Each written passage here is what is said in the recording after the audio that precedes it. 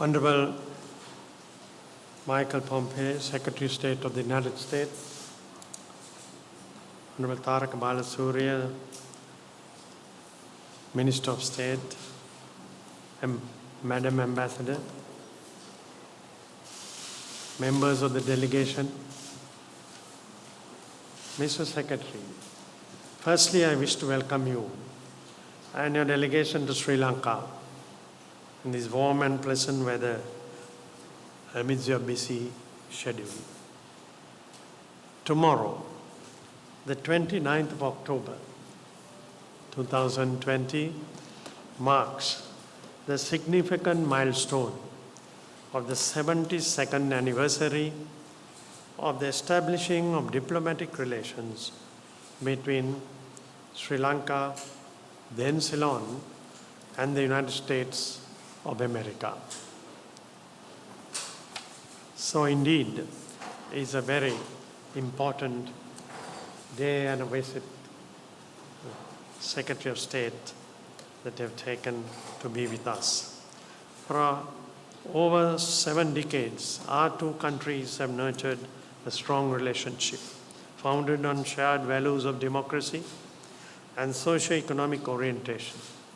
The relations between our peoples go back to mid-1800s, predating the formal establishment of diplomatic relations. Over the years, this engagement has significantly matured into multifaceted relationship, covering political, economic, educational, cultural, defense spheres, including maritime matters. Equally important, the people-to-people interaction between our two nations. In this context, it gives me immense pleasure in extending to you my esteemed counterpart from the United States, Honorable Michael Pompeo, warm and cordial welcome to Sri Lanka. The fact that you have chosen to visit Sri Lanka despite formidable challenges presented by the COVID-19 pandemic, dedicating your time and sharing your insight is heart-warming, Excellency. Your wide-ranging discussions with His Excellency the President, Gotabaya Rajapaksa, and our own discussions have generated a renewed momentum to the conversations with key American interlocutors have had with Sri Lankan leaders over the past months this year. Mr. Secretary, you are visiting Sri Lanka at a historic moment. The world is challenged with COVID-19 pandemic of unimaginable proportions affecting our lives, livelihoods, relations across the borders.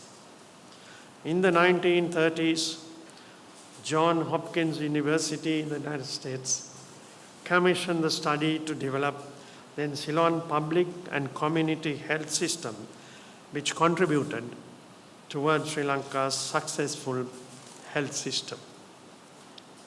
Mr. Secretary, Sri Lanka is the oldest democracy in Asia, where citizens have enjoyed universal franchise for almost 90 years. From a more dynamic perspective, it is also a time in Sri Lanka where the democratic ethos and practice have stood strong, with the Sri Lankan people resounding expressing their free choice through 2 major electoral processes of presidential and parliamentary elections. These elections reflect the people's mandate to safeguard the unitary state sovereignty, territorial integrity, national security, economic progress, presenting a clear opportunity for all our friendly nations, especially the United States, to join in our forward journey for a stable, secure country with economic advancement. The United States is one of Sri Lanka's major development partners, with over $2 billion worth of development assistance in wide-ranging areas, including agriculture, environment, natural resources, health, education, business development, trade and humanitarian assistance. The US remains Sri Lanka's largest single market with exports of US dollar 3.1 billion in 2019, and even the present context of COVID-19 related market downturn remains in a smaller position with US dollars 1.1 billion for the first half of this year. The US has been a friend and assisting Sri Lanka in times of difficulty, and we remain deeply grateful for your support. US assistance to Sri Lanka after the Asian tsunami in 2004 was significant. I recall the visits of former President George Bush Sr. and former President Bill Clinton. The assistance in the aftermath, also in the recent times, of Easter Sunday terrorist attacks in April 2019, and also most recently for the COVID-19 mitigation. Especially, I also extend my sincere thanks and appreciation once again for proscribing the LTT terrorist organization even before 9/11 attacks and up to now. And as we go along, Secretary, today's discussions are a continuation of interactions of His Excellency President Gotabaya Rajapaksa with key US interlocutors, dialogue which took place virtually between myself and Secretary Pompeo a few months ago.